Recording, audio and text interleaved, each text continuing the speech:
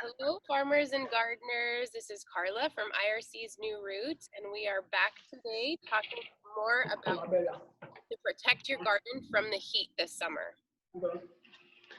Amahoro ramwaramutse mwese muhurukiye mu bijanye n'indimo uyu ni Kara kandi abahamagaye ubugira kandi kugira ngo abigishe uburyo mushobora gukingira imirima yanyu.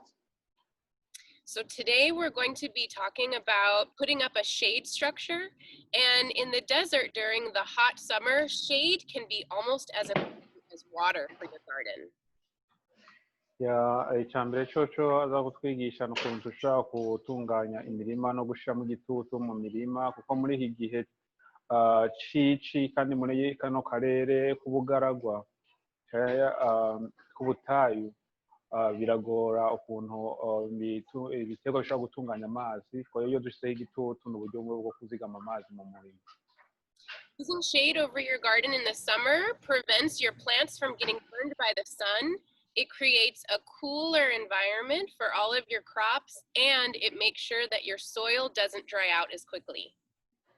Gukoresha kubakira imirima cyangwa gushiramo igitutu mu mirima birafasha gukingira ibiterwa kubabuka cyangwa kukumagana cyangwa kuma, hanyuma bigatuma noneho n'urusi rutagatarara cyangwa rutumirana cyangwa ngo rwume rwose, hakama harimo akabobere cyangwa akabombekeye cyangwa amazi akagumamo make.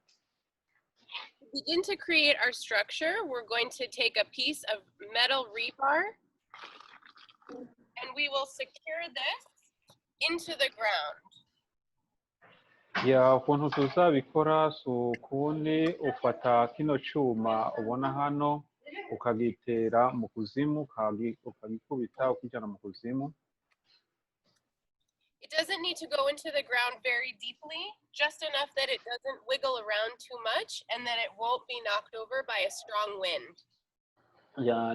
Ntugikubita ngo kigende mu kuzimu cyane rwose, ukwiye kugikumiza ahantu ku buryo gishobora kukorohera kuranira kuramo, ariko uteza kugitera kubera ukumva ko gikomeye ku buryo ata muyaga usanzwe wazana kukirandura. You can use a rock or a hammer or a mallet to pound it into the ground if the ground is hard. Just be that when using a rock, small pieces don't fly up and hit you. Mu gukubita kino cyuma ushobora gukoresha ibuye cyangwa ugakoresha inyundo ukagitera mu kuzimu kugashika. So for this first part of the structure, you'll need 2 of those rebar, and you can put them in the ground in the same way, right across from each other, on either side of your garden. Mu kubitera mu kuzimu utegerezwa kubitumberanya, ikiri ku mpera y'umurima mu buryo n'ikiri ku mpera y'umurima mu bumoso, byose utegerezwa kugerageza kuraba ko biringanisha ko biri ku murongo umwe ku buryo bishobora korohera. These are about 3 feet apart. What's that? 3 feet? About 3 feet. No kuvuga ngo haba harimo nk'intambuko nka 3 cyangwa ibirenge 3 niko nabivuga. For the next step, we're going to get a pipe, and this is going to hold up our shade cloth. Hanyuma hejuru turaba tukarenzaho iki gitiyo ni igiplastike cy'igitiyo kiba kirimo umuheha indani cyangwa umunyi indani ushobora kuca ucomekerera kuri ibyo byuma biraha. The PVC pipe has holes on both ends, and we're going to put the metal rebar right into the hole of the PVC, bending it over so that each rebar can go inside the hole. Nkuko nabivuze, iyi plastike cyangwa aka karingoti kaba karimo umuheha cyangwa harimo intoboro, ubwo rero ucugira ukakacomeka mu cyuma hariya ibumoso, ukongera ukagaruka ukakagonda ukakacomeka ino mu cyuma kiri iburyo ugatsindagira ugashitsa hasi.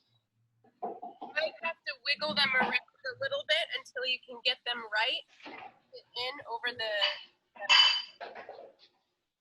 si lazima ngo utsindagire mpaka gishike mu kuzimu, aho woshira hose igikuru nuko kiba gikomeye ku buryo bidashobora kurandura n'umuyaga.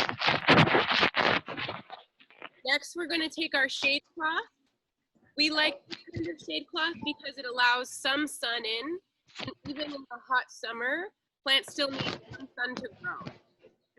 hanyuma turakoresha iyi hema cyangwa aka gahema mubona ni agahema keza karafise uburyo bwo gushobora kureka izuba kurekura izuba rigashika mu ndimiro indani.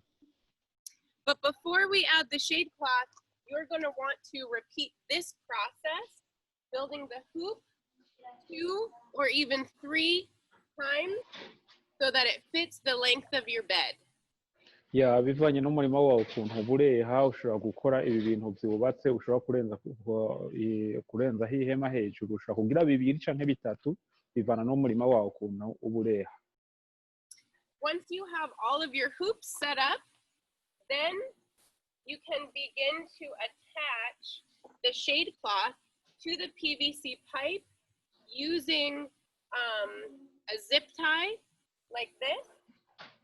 Or if you don't have a zip tie, you can always use a string or a clip of some kind. Umaze kuba washinze ubwo bwuma ukarenza kuri iyo matiyo y'iplastique ikiriba gisigaye ucurenza ko iki gihema naco ukibohesha utu tugozi batwita ngo tu zip tie, ariko ubundi bwo n'utuntu dufise amakare ushobora gufatisha wamara gukwega kakagira ikare kakagumya ikintu. Atari ko utabufise ushobora gukoresha n'ikindi cyose ubona ko ushobora kugumya ico gihema. On each hoop, you'll want to secure the shade cloth to the PVC in at least 3 places, 1, 2, 3, so that it's not blown off by a strong wind. Ushobora kubohesha ubwo bugozi butatu, ubwo bukare butatu, ino ku ntango, hagati n'ino ku mpera, kandi kugira ngo noneho bibe ibikomeye bidashobora gutwarwa n'umuyaga mu buryo bworoshe. Once you attach it to the first hoop, stretch it over the other 1 or 2 and secure it to those hoops in the same way. Umaze guheza hano ku ntango ucugenda kandi ugakwega rya hema ukarigeza hariya ukaboha ku mwisho nk'uko uba waboshe ngaha ku ntango nyene.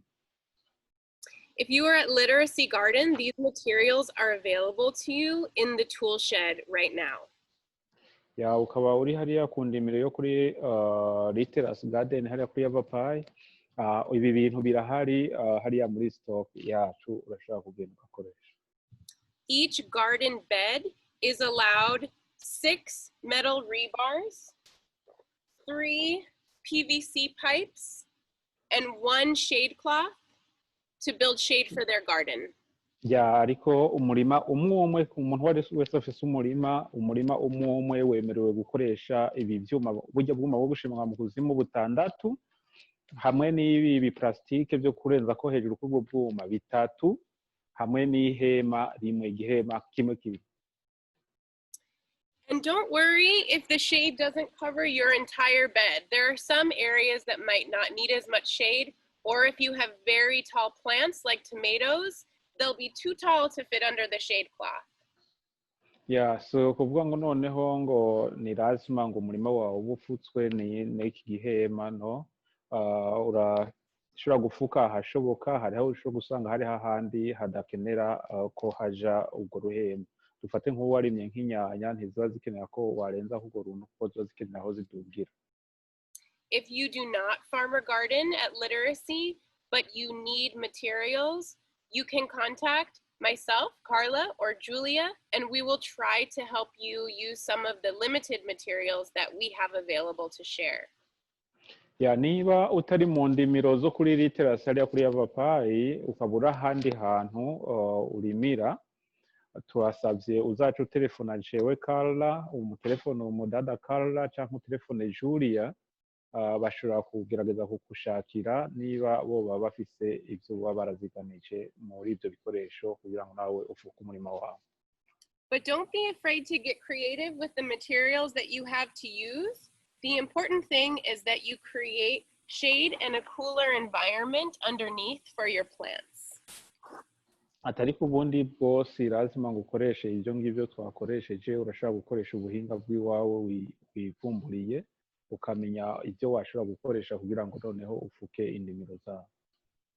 Once you create a shade structure in your garden bed, please take a picture for us and share it in the WhatsApp chat so that we can all see the shade that you have created in your garden.